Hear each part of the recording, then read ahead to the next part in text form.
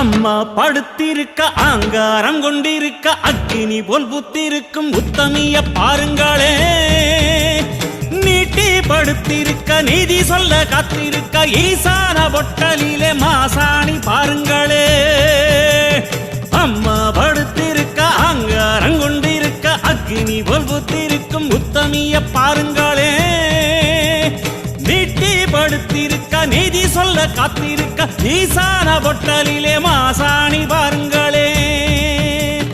வம்பு வழக்கெல்லாம் துன்பம் கொடுக்கையில் மிளகா சாந்தரட்சி கேட்டாளே. நாம கலங்காம மாசாணி காத்தாளே.